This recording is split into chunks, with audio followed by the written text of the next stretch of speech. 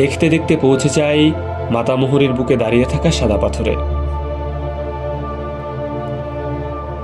So everyone, প্রায় 20 মিনিটের একটা নৌকা জার্নি শেষে এই মুহূর্তে আমরা আছি সাদা পাথর। দেখেন আপনারা জাস্ট, মানে কত সুন্দর।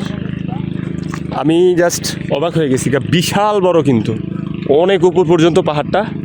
অ্যান্ড এই যে আমরা মাত্র আইসা নামছি, শীতকাল তাই পানিও এখানে খুবই কম। আমরা চিন্তা করছি একটু পরে এখানে গোসল করতেও পারি।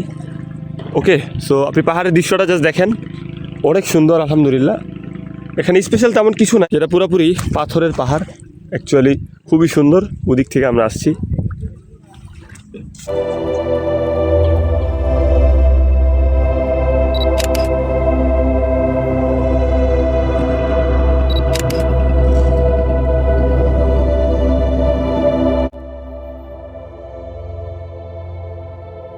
মাতামুহুরীর অপার সৌন্দর্য এবং সাদা পাথর দেখা শেষে ছাপিয়ে পড়ি মাতামুহুরীর বুকে।